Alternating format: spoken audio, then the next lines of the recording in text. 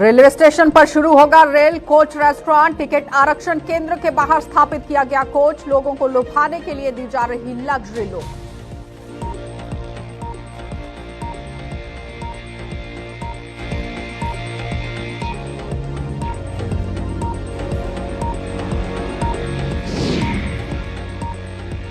डोडा जिले के लोगों को मिली बड़ी सौगात। भद्रवा चंबा आरटीसी बस सेवा की हुई शुरुआत। पर्यटन को और बढ़ावा देने में होगी कारगर साबित।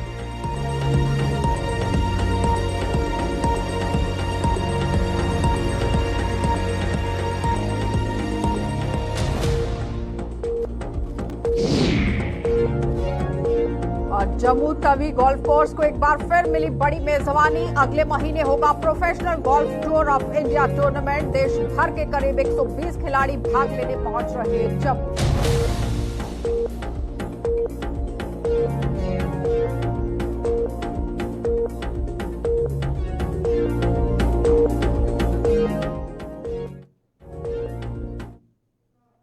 नमस्कार, बुलेटिन में आपका स्वागत है। मैं हूं आपके साथ आशा सरमाल। चलिए शुरुआत करते हैं जम्मू कश्मीर से जुड़े खबरों की। सबसे पहले आपको रेलवे स्टेशन ही लिए चलेंगे, जहां पर आप देखिए एक उम्दा पहल किस तरह से टूरिज्म डिपार्टमेंट की तरफ से ही कहा जाएगा। और उसके साथ साथ आपको ये बताते चले कि रेलवे स्टेशन के अंदर यहां पर रेलवे कोच रेस्टोरेंट खोलने की बात कह दी गई है। और अब लोगों को यहां पर किस तरह से रेस्टोरेंट की सेवा उपलब्ध होगी वो आप देखेंगे, क्योंकि स्टेशन में पर्यटकों को लुभाने के लिए भारतीय रेलवे द्वारा शुरू की गई महत्वाकांक्षी योजना रेस्टोरेंट ऑन व्हील्स अब जल्द ही शुरू होगा। और जिस रेलवे कोच में रेस्टोरेंट बनाने की यहां कोशिश हो रही है, वे अपने निर्धारित जगह पर पहुंचा दिया गया है। ये कोच 5 महीने पहले जम्मू रेलवे स्टेशन में पहुंच गया था, जिसे अब रेलवे स्टेशन में स्थित टिकट आरक्षण केंद्र के बाहर लगा दिया गया है। और इसके लिए वहां फाउंडेशन बना दिया गया है और इसे लग्जरी लुक दी जा रही है, ताकि ये पर्यटकों और रेलवे स्टेशन पर आने वाले लोगों को आकर्षित यहां पर करे और ज्यादा से ज्यादा लोग जो है वो इसका लाभ यहां पर उठाएं। क्योंकि एक तरफ आप देखिए पर्यटकों को लुभाने के लिए उम्दा पहल रेलवे स्टेशन के अंदर की गई है, क्योंकि रेस्टोरेंट बनाने की कोशिश हो रही है। और साथ ही साथ आप समझिए कि किस तरह से अब इस टूरिज्म जो है वो बढ़ता नजर आएगा। शिल्पा हमारी संवाददाता हमारे साथ जुड़ चुकी हैं। शिल्पा, एक उम्दा पहल यहाँ पर आप देखने को मिल रही है, किस तरह से काम चल रहा है? जी, आपको बता दें कि जम्मू की आम जनता को एक नई सौगात जो है वो मिलने वाली है। और जो वहां पर रेलवे स्टेशन पर पर्यटक आते हैं और जो बाहर खाना खाते हैं, अब उन्हें भी आरामदायक होगा, क्योंकि अब ट्रेन में ही रेस्टोरेंट जो है वो तैयार किया जा रहा है। मैं आपको बता दूं कि ये केवल जम्मू रेलवे स्टेशन में ही नहीं है, कटरा के रेलवे स्टेशन में भी वहां पर भी ये ट्रेन रेस्टोरेंट जो है वो तैयार किया जा रहा है। और साथ ही साथ लुधियाना, अमृतसर, पठानकोट, यहाँ के मेन स्टेशन में भी ट्रेन रेस्टोरेंट जो है वो तैयार किया जा रहा है। आपको बता दें कि का जो टेंडर है वो अन्नपूर्णा वैष्णो उच्चालय टेंडर ये दिया गया है, इन्हें ये टेंडर दिया गया है। और इनका ये साफ तौर पर कहना है कि अगले महीने तक ये पूरी तरीके से तैयार हो जाएगा। जो लोग खाना पसंद करते हैं, फूडी है, उन्हें जो है नई चीज एक्सपीरियंस करने के लिए जम्मू में भी थोड़ा बहुत उछाल या कम रेट्स देखने को मिल सकते हैं। और उस बीच में रेलवे की तरफ से ये टूरिज्म को बढ़ाने के लिए उम्दा कदम माना जा सकता है। देखिए, पर्यटकों की बात करें तो लगातार जम्मू में पर्यटक पहुंच रहे हैं और वैष्णो माता के दर्शन करने के लिए जो है सबसे ज्यादा भीड़ जो है वो देखने को मिलती है। और जिस तरीके पहल की गई तो कहीं ना कहीं पर्यटक जो है उनको लुभाने की यहाँ पर जो है वो कोशिश की जा रही है। और जम्मू की आम जनता को एक नई चीज एक्सपीरियंस करने का भी यहाँ पर मौका मिलेगा। जब हमने यहाँ के रेलवे के अधिकारी से बातचीत की तो उनका ये कहना है कि जो एक कोचिस है, यानी कि उनकी उम्र जो होती है वो 25 साल तक होती है। 25 साल के बाद डिब्बों को यूज में नहीं लाया जाता है। तो एक क्रिएटिविटी जो है यहाँ पर की गई है, ताकि एक पर्यटक जो है वो एक नया चीज एक्सपीरियंस कर सके। क्योंकि बाहर की बात करें, आउट ऑफ स्टेट में देखने को मिलता है कि एरोप्लेन रेस्टोरेंट जो है वो देखने को मिले। तो कहीं ना कहीं जम्मू की आम जनता और पर्यटकों को यहाँ पर जो है आम लोगों से कोई बातचीत आपकी हुई है, वो इसे किस तरह से देख रहे हैं, उनकी क्या प्रतिक्रिया है? देखिए, जम्मू की आम जनता से जब हमने बातचीत की तो उनका ये साफ तौर पर कहना है कि उन्हें एक नई चीज एक्सपीरियंस करने को मिलेगी। उन लोगों को जो खाने के शौकीन है, जो फूडी है, जो बाहर खाना पसंद करते हैं, तो उन्हें एक नई चीज एक्सपीरियंस करने को मिल रही है। उनका ये कहना है कि काफी अच्छा ये सुविधा जो है आम जनता को दी जा रही है। और स्पेशली पर्यटकों के लिए जो सुविधा यहाँ पर ली जा रही है, क्योंकि बाहर पर्यटकों जाना पड़ता था, अब वहीं पर रेलवे स्टेशन पे उन्हें जो है ट्रेन में रेस्टोरेंट मिलेगा। ये रेस्टोरेंट जो है ट्रेन रेस्टोरेंट पूरी तरीके से एयर कंडीशनिंग रहेगा और आम जनता जो है काफी ज्यादा एक्साइटेड है इस चीज को लेकर कि कब ये तैयार किया जाएगा और कब इस चीज का एक्सपीरियंस करेंगे। चलिए, बहुत बहुत धन्यवाद शिल्पा जुड़ने के लिए। तो फिलहाल एयर कंडीशनिंग ये रेस्टोरेंट यहाँ पर बनाया जाएगा, लेकिन अब देखना ये होगा कि जब ये बनकर तैयार होता है तो किस तरह से सुविधाएं आम जनता को यहाँ पर मिलती हैं। क्या रेट्स में थोड़ा बहुत कमी या फिर उछाल देखने को मिलेगा, ये आने वाला समय बताएगा। आगे बढ़ जाते हैं, अब आपको जिला डोडा लिए चलेंगे और जिला डोडा के ही यहाँ पर लोगों को एक बड़ी सौगात मिली है, जिसमें डोडा से हिमाचल प्रदेश के लिए चंबा तक रोड ट्रांसपोर्ट कॉर्पोरेशन की बस सेवा आज से शुरू हो गई है। इसका उद्घाटन भद्रवा के ही डीडीसी सदस्य ठाकुर युद्धवीर सिंह ने किया है और इस बस सेवा को लुत्फ उठाने के लिए किस तरह से आप देखिए लोग जहां पर पहुंच रहे हैं, लेकिन मुकम्मल तरीके से समझिए कि किस तरह से अब यहां पर्यटन को बढ़ावा देने के लिए कदम उठाए जा रहे हैं। जिसका एक तरफ किराया मात्र 260 रुपए निर्धारित किया गया है। ये बस सेवा भद्रवा में पर्यटन को बढ़ावा देने के लिए भी बेहद कारगर साबित होगी, इसलिए आप देखिए किस तरह से लोग अब यहां पर लुत्फ उठाते हुए नजर आएंगे। तो फिलहाल साफ तस्वीरें इस वक्त समझ रहे हैं कि किस तरह से टूरिज्म को बढ़ाने के लिए एक बात जरूर रखी गई है, लेकिन टूरिज्म किस तरह से बढ़ेगा, देख लीजिए क्या कुछ कहना है। पहले 6 बजे से ही सुबह कुछ यात्री आए और बस में बैठ गए। हम आज बहुत ही खुश हैं, खासकर आज भद्रवाही डिस्ट्रिक्ट डोडा के, कि जो आदमी अगर किसी को गाड़ी स्पेशल बनाने से 10,000 रुपये लगता था चंबा तक, अब किसी वक्त भी कोई भी घूमने जा सकता है, आपने एंजॉय करने जा सकता है, यात्रा करने जा सकता है आप सस्ते में, क्योंकि 260 रुपये तो कुछ भी नहीं होते हैं। जम्मू से भी कम किराया है। तो हम ये चाहेंगे कि पूरे जो हमारे भद्रवा डोडा वाले निवासियों को कि बस को आप इसको कामयाब बनाएं, ताकि ये बस हमेशा चलती रहे और इसी का ज़्यादातर प्रयोग करें। और मैं आज पार्टी का और खासकर एमएलए दिलीप सिंह परिहार जी का और जितेंद्र सिंह का बहुत ही शुक्रगुजार हूँ कि उन्होंने भद्रवा के बारे में सोचा, गरीब जनता के बारे में सोचा। हम आज जो ये सर्विस को शुरू करते वक्त ये हमको बहुत खुशी हो रही है, ये मैं आपको बता नहीं सकता हूँ, क्योंकि ये कल्चरल हेरिटेज थी हमारी चंबा और भद्रवा की। ये पहले एक टाइम में एक ही हुआ करता था, चंबा जो है भद्रवा के साथ जुड़ा हुआ था। तो हम आज इकट्ठे फिर हुए हैं। मैं चंबा निवासियों से भी निवेदन करूंगा कि वो बढ़ चढ़कर इस सर्विस को जो है सफलता कराएं, इसको सफल करें, और उधर से भी अगर सर्विसेज जो चलती रहें। और जो टूरिस्ट हैं उनसे भी निवेदन करूंगा कि आपके पास जो है अल्टरनेट जो सर्विस मिल गई है। प्राइवेट गाड़ी करने से आप जो है गवर्नमेंट गाड़ियों में भी आना जाना होगा। और इसका जो किराया है बहुत जो है लिमिटेड, बहुत कम किराया है। 260 रुपया जो है चंबा तक का किराया रखा गया भद्रवा से, और डोडा से इसका 320 रुपया रखा गया है। इसके लिए मैं बहुत बहुत बधाई देता हूं डॉक्टर जितेंद्र जी और दिलीप सिंह परिहार जी को कि उन्होंने इस प्रोग्राम को शुरू किया। चलिए, तो फिलहाल आप देख रहे हैं तस्वीरों में किस तरह से इस बस सेवा की शुरुआत कर दी गई है। भद्रवा के लोगों को ये किसी सौगात से कम नहीं है। इसी पर ज्यादा जानकारी लेंगे। भद्रवा से हमारे संवाददाता कहर सिंह ने हमारे साथ ज्वाइन किया है। कहर, किस तरह से बस सेवा वहां पर लगाई गई है, लोगों की क्या कुछ प्रतिक्रिया है? जी बिल्कुल, काफी देर से जो लोगों की इच्छा थी कि भद्रवा के साथ जो चंबा कनेक्ट हो जाए, क्योंकि पहले आजादी से पहले जो भद्रवा भी एक चंबा का जो हिस्सा हुआ करता था। और जो कल्चर की मैं बात करूं तो चंबा और भद्रवा का कल्चर जो सेम है, चाहे हम वहाँ का जो रहन सहन की बात करें या खान पान की बात करें, तो चंबा के साथ कहीं ना कहीं भद्रवा का पूरा कल्चर जो मिलता है, जुड़ता है। इसीलिए आज जो लोग काफी खुश है, क्योंकि चंबा के साथ जो भद्रवा एक बार फिर से जुड़ गया है। बस सर्विस जो भद्रवा से स्टार्ट हो चुकी है।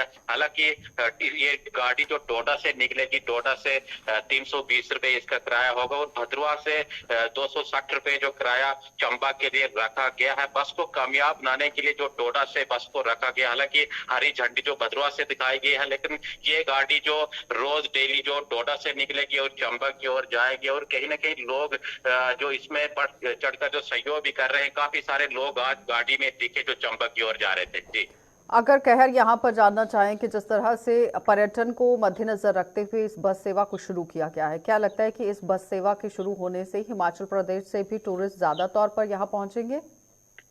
जी बिल्कुल, भद्रवा भी एक काफी फेमस जो टूरिस्ट प्लेस जो जम्मू डिवीजन का माना जाता है। और चंबा भी काफी सारे टूरिस्ट जो पूरे हिंदुस्तान से चंबा में घूमने के लिए आते हैं। इससे काफी ज्यादा जो लोगों का जो रोजगार है उसमें जो इजाफा होगा, क्योंकि पतरी जो एक फेमस टूरिस्ट जो प्लेस है, वो पतरी 32 से 33 किलोमीटर जो भद्रवा से है। और उसी के उस साइड जो चंबा का एरिया पड़ता है, यानी बॉर्डर पर जो पतरी का एरिया जो भद्रवा का एरिया है, तो वहाँ पर बहुत सारे टूरिस्ट जो पूरे हिंदुस्तान से घूमने के लिए जाते हैं। अगर ये बस सर्विस जो कामयाब रहती है, लोग जो उस साइड से भी आएंगे, इस साइड से भी जाएंगे, बाकी घूमने वाले जो बाहर से आ रहे हैं उनको भी कहीं ना कहीं बड़ी राहत जो मिलने वाली है, क्योंकि दोनों तरफ जो टूरिस्ट प्लेसेस है, चाहे मैं चंबा की एरिया की बात करूं या भद्रवा की एरिया की बात करूं तो काफी नजदीक जो घूमने वाले जो लोग हैं, जो टूरिस्ट हैं, उनको भद्रवा से चंबा जाना या चंबा से भद्रवा जाना हो जाएगा। बहुत बहुत धन्यवाद कहर जुड़ने के लिए। तो फिलहाल आपने देखा कि कहर हमारे संवाददाता हमारे साथ जुड़े हुए थे, जो बता रहे हैं कि भद्रवा के लिए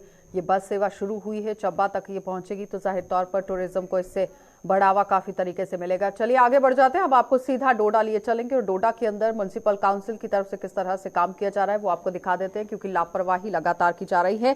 डोडा म्युनिसिपल काउंसिल एक बार फिर से यहाँ पर लापरवाह हुआ है, धूल यहाँ पर फांक रहे हैं। ओपन जिम के लिए मंगवाए गए कितने भी उपकरण हैं, डोडा म्युनिसिपल काउंसिल की एक और बड़ी लापरवाही सामने आ गई है, जहां पर काउंसिल द्वारा कुछ महीने पूर्व कम्युनिटी हॉल में ओपन जिम के लिए कुछ उपकरण मंगाए गए थे, लेकिन आलम यह है कि मौजूदा समय में ये उपकरण खुले में धूल फाक रहे हैं और लोगों का आरोप है कि उनसे वसूले जा रहे टैक्स का काउंसिल द्वारा दुरुपयोग किया जा रहा है। तो साफ तस्वीरें आप देख रहे हैं किस तरह से यहाँ पर जिम बनाई गई थी, लेकिन इस जिम का कितना इस्तेमाल आम जनता ने किया है ये आपके सामने है, क्योंकि टूटी फूटी ये जिम दिख रही है और ओपन जिम ये बनाई गई थी, लेकिन रखरखाव ना होने की वजह से धूल ये फाक रही है। आम लोगों को इसका लाभ मिलना चाहिए था, बच्चों को इसका लाभ मिलना चाहिए था, युवाओं को इसका लाभ मिलना चाहिए था, लेकिन फिलहाल आप देखिए किस तरह से दावा जो है वो फिसड़ी साबित हुआ है। तो यहाँ पर ओपन जिम के लिए जो काम होना चाहिए था वो मुकम्मल तरीके से होता नजर नहीं आया है और कई तरह के सवालिया निशान अब म्युनिसिपल काउंसिल पर उठते हुए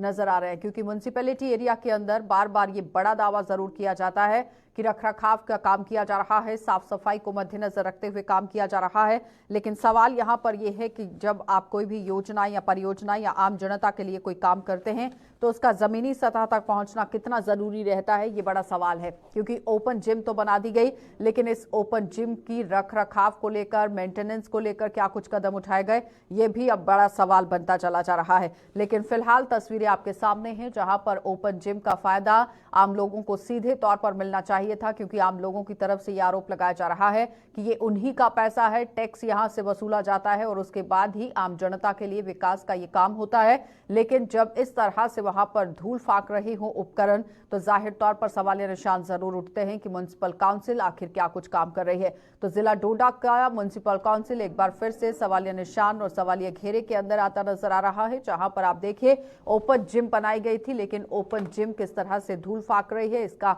कोई भी लाभ आम जनता को मिलता हुआ नजर नहीं आ रहा है। लेकिन फिलहाल लोगों ने टैक्स की राशि का दुरुपयोग करने का आरोप लगा दिया है कि लोगों के टैक्स की जो राशि है उसका कहीं ना कहीं दुरुपयोग हुआ है, क्योंकि इसका लाभ आम जनता को नहीं मिल पाया है। तो कहीं सवालिया निशान और कई तरह के आरोप आम लोगों की तरफ से उठाए जा रहे हैं और सवालिया निशान लगाए जा रहे हैं। लेकिन इसी पर ज्यादा जानकारी के लिए वसीम हमारे संवाददाता हमारे साथ जुड़ चुके हैं। वसीम, जिस तरह से म्युनिसिपल काउंसिल को ध्यान देने की जरूरत थी, लेकिन फिलहाल आप देखिए बजट का भी इस्तेमाल हुआ है, लेकिन लाभ भी आम जनता को नहीं मिल पाया है, क्या कुछ कारण रह गए?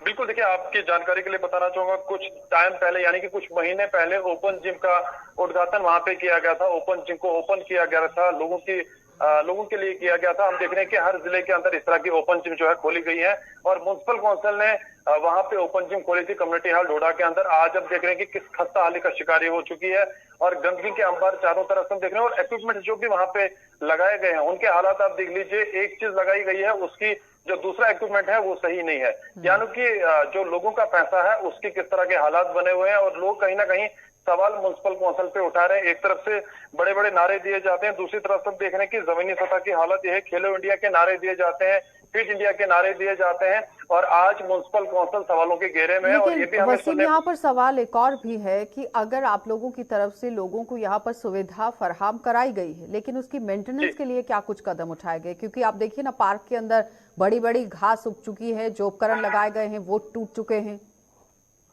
देखिए, नशा मुक्त भारत अभियान का नारा आपने सुना होगा और यहाँ पे हालत देख लीजिए किस तरह से भंग लगी हुई है और मेंटेनेंस आप देखिए किस तरह की खस्ता हाली में है। और बड़ी बात इसमें यह है कि सब स्टैंडर्ड मटेरियल इस्तेमाल वहां पे किया गया। क्या इनकी सुपरविजन वहां पे नहीं रही है या कंसर्न महकमे, जिस महकमे ने भी वहां पे चाहे आरएनबी महकमा या बाकी सारे महकमे जो उनने अगर वहां पे काम किया है तो क्या म्युनिसिपल काउंसिल की वहां पे नजर नहीं रही?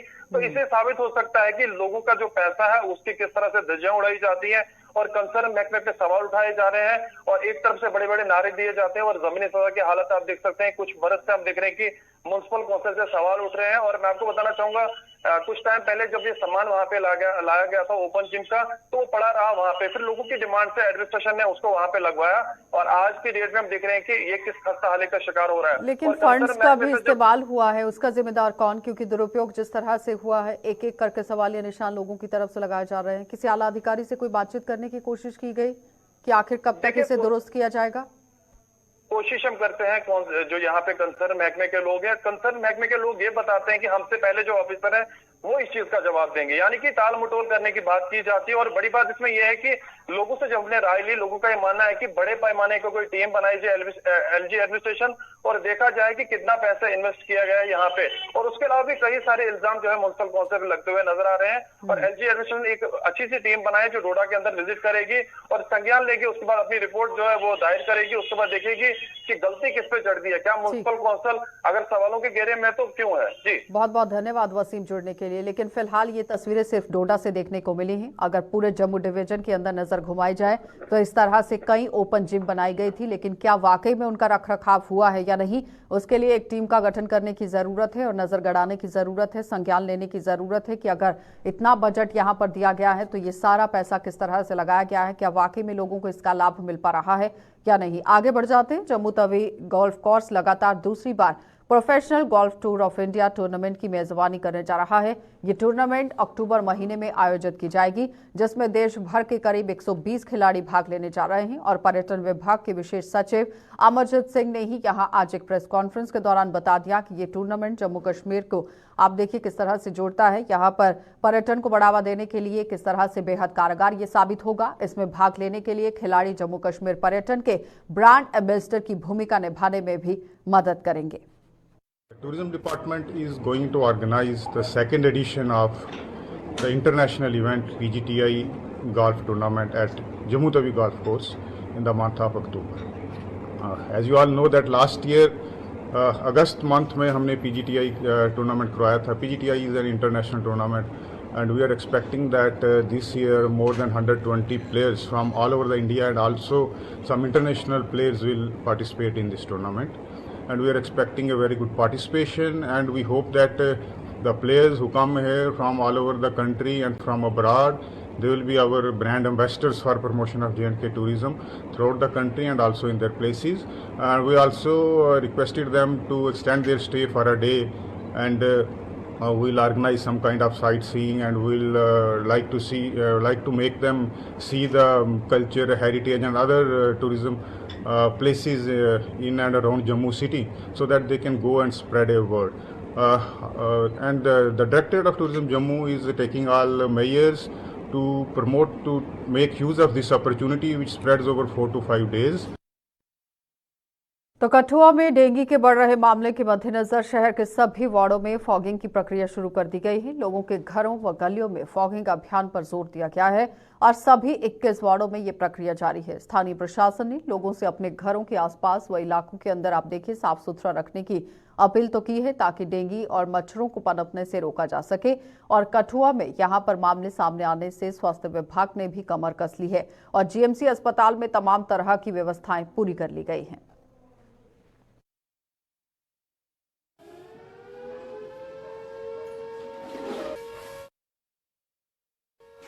जिस तरह से डेंगू के केस लगातार जो है वो आ रहे हैं कठुआ शहर में, तो म्यूनिसिपल काउंसिल कठुआ की ओर से ये मुहिम शुरू की गई है और तमाम वार्डों में जो है ये फॉगिंग जो है वो की जा रही है। और आज उसी सिलसिले में ये वार्ड नंबर 20 यहाँ का मैं पार्षद भी हूँ, तो हम लोग सुबह से लेकर आज ये फॉगिंग हमने शुरू करवाई है। 2 दिन पहले भी कुछ जिन घरों में केस आए थे वहाँ पर भी करवाई थी और आज हमारा कोशिश है कि जहाँ तक होता है हो जाए और जो बचेगा उसको जो है वो कल भी कंटिन्यू प्रोसेस है और उसको जो है वो लगातार जारी रखा जाएगा। उसके साथ साथ म्यूनिसिपल काउंसिल कठुआ प्रयास कर रही है कि जहाँ केसेस आ रहे हैं वहाँ प्रायोरिटी पे वहाँ पे भी की जा रही है, लेकिन एक रूटीन मैटर में जिस प्रकार से कठुआ के 21 वार्ड हैं, 21 वार्डों में इसको पूरे तरीके से जो है वो किया जाएगा और जब तक ये प्रकोप थमता नहीं है तब तक इसको जो है वो लगातार जो है वो जारी रखा जाएगा। अपने तरीके से पानी जो है वो इकट्ठा ना होने दें, अपने जो कूलर्स हैं उनका पानी जो है हर 2 दिन बाद बदलें। घर में कई बार पुराने टायर्स पड़े रहते हैं उसमें पानी जमा होता है उसको रोकें तो ये सारी चीज़ें थोड़ा सा प्रिकॉशन लोगों को भी रखना पड़ेगा। मेरी माटी मेरा देश अभियान के तहत भारतीय जनता पार्टी द्वारा आरएसपुरा में अमृत कलश यात्रा निकाली गई। भाजपा के प्रदेश उपाध्यक्ष श्यामलाल चौधरी की अगुवाई में निकाली गई अमृत कलश यात्रा के दौरान शहीदों के आवासों और शहीदी स्थलों की मिट्टी को एकत्रित किया गया है, जैसे दिल्ली में बन रहे अमृत वन के लिए भेजा जाएगा। इस अवसर पर डीडीसी सदस्य आरएसपुरा प्रोफेसर गारूराम भगत, आरएसपुरा जम्मू साउथ की जिला अध्यक्ष रेखा महाजन और उनके साथ ही स्थानीय सभासद और भाजपा नेता कार्यकर्ता भी मौजूद रहे।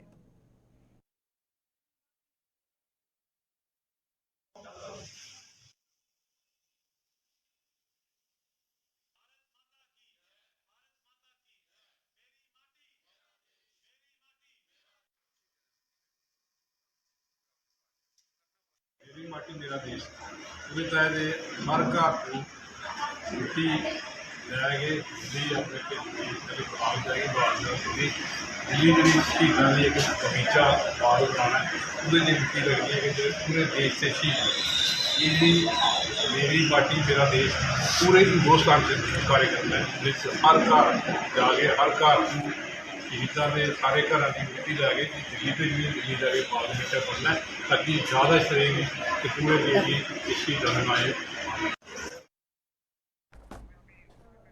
तो जम्मू के जीएमसी अस्पताल प्रशासन ने मरीजों की सुविधा के लिए 1 सितंबर से अस्पताल की इमरजेंसी में 4:30 से रात 10 बजे तक सीनियर डॉक्टर की तैनाती के आदेश जारी कर दिए थे और जीएमसी के प्रिंसिपल डॉक्टर आशुतोष गुप्ता ने बीती शाम जीएमसी अस्पताल की इमरजेंसी का दौरा किया और ड्यूटी पर तैनात सीनियर डॉक्टर्स और मरीजों से मुलाकात की। इस दौरान उन्होंने मरीजों से उन्हें पेश आ रही समस्याओं की भी जानकारी ली और ड्यूटी पर तैनात डॉक्टरों और स्टाफ को मरीजों को बेहतर सेवाएं उपलब्ध कराने के दिशा निर्देश जारी कर दिए।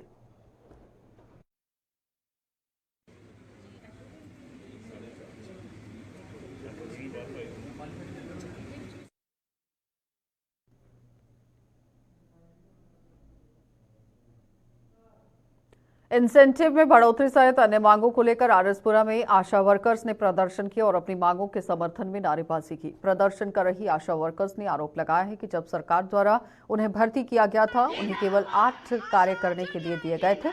उन्हें 2000 रुपये महीने के इंसेंटिव के रूप में यहाँ पर रखा गया था, जो 2000 रुपये इन्हें इंसेंटिव मिलते थे। लेकिन अब ये लोग सड़कों पर उतर आए हैं। लेकिन समय के साथ साथ सरकार ने उनके कार्यों में बढ़ोतरी तो की, लेकिन इंसेंटिव में कोई बढ़ोतरी नहीं की है, जिसके कारण इस महंगाई के दौर में उनके लिए 2000 रुपये में कार्य करना मुश्किल हो गया है। और आशा वर्कर्स ने सरकार से उन्हें नियमित करने और इंसेंटिव के स्थान पर वेतन देने की मांग की है।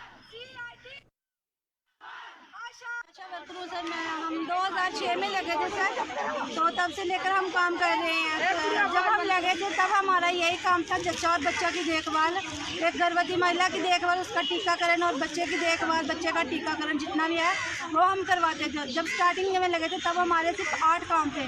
उस 8 काम का हमें इंसेंटिव मिलता था, लेकिन जैसे जैसे आगे बढ़ता गया सर हमारे काम भी आगे बढ़ते गए, लेकिन हमारा इंसेंटिव वही का वही था। लेकिन आज तक तो हमें कोई इंसेंटिव नहीं मिल रहा। जितना हम काम कर रहे हैं उतना हमें इंसेंटिव नहीं मिल रहा है। आज भी हम पूरा काम कर रहे हैं, लेकिन आज हमें और ज़्यादा काम क्या दे दिया। ऑनलाइन भी काम आशा वर्कर ही कर रही है, जितना भी ऑनलाइन काम है पूरा आशा वर्कर कर रही है। हमारे आभा कार्ड का काम हो, चाहे आयुष्मान का कार्ड हो, आरसीएच रजिस्टर का काम हो, सर जितने भी काम है सभी आशा वर्कर ही कर रही हैं। लेकिन हमारी अभी तक कोई सैलरी नहीं है, कोई पैसे नहीं है। इंसेंटिव वही 2000 है, वो सिर्फ इंसेंटिव है। सर हमारी डिमांड ये है कि हमारी तनख्वाह लगाई जाए।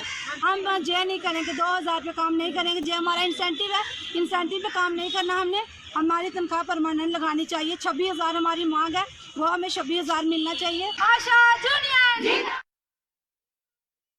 तो राजौरी के कोटरंका में 10 दिन पहले संदिग्ध परिस्थितियों में यहां जामा मस्जिद के बाहर मिले स्थानीय युवक के शव के मामले को लेकर स्थानीय लोगों ने धरना प्रदर्शन कर दिया है। प्रदर्शन कर रहे इन लोगों ने कोटरंका बुंदल रोड बंद कर जोरदार प्रदर्शन किया, विरोध जताया और उनके मुताबिक 10 दिन पूर्व यहां समोठ निवासी मोहम्मद शकील पुत्र मोहम्मद शब्बीर का संदिग्ध परिस्थितियों में शव मिला था, लेकिन पुलिस अब तक इस हत्या का कोई सुराग नहीं लगा पाई है। उन्होंने चेतावनी दी है कि जब तक इस हत्या का खुलासा नहीं होता तब तक उनका धरना प्रदर्शन जारी रहेगा। और आप देखिए किस तरह से चेतावनी देने के बाद लगातार धरना प्रदर्शन जारी रखा गया है।